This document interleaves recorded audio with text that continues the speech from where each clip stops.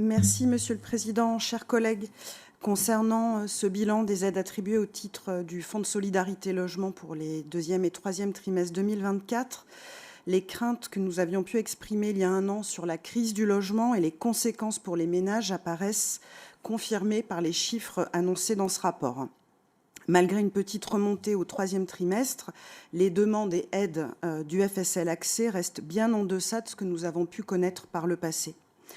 Nous connaissons toutes et tous ici la situation économique et sociale qui impacte en premier lieu et fortement celles et ceux qui sont déjà fragilisés, et les besoins dans notre département ne baissent pas, bien au contraire. Ces chiffres semblent souligner à nouveau un fort tassement des rotations dans le logement et donc une situation qui s'aggrave.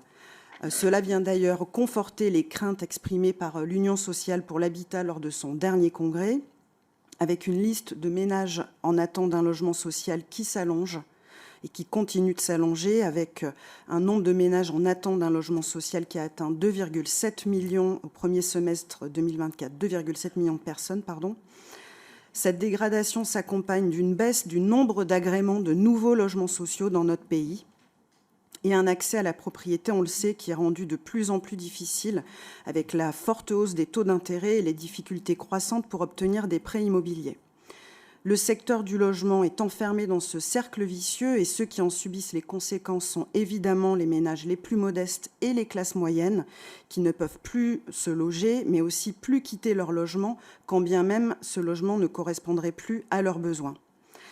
Monsieur le Président, chers collègues, vous le savez, nous défendons l'urgence à agir à toutes les échelles possibles, et notamment départementales, pour favoriser la construction de logements sociaux partout et pour tous. Nous pensons que notre département doit aller plus loin et aussi revenir sur des décisions prises qui sont contraires ou qui nous semblent contraires à ces urgences, notamment, vous le savez, celles qui excluent les villes qui ont plus de 35% de logements sociaux du soutien du département pour la construction de logements de financement PLAI et PLUS. Nous pensons qu'il y a vraiment urgence à agir, et je vous remercie.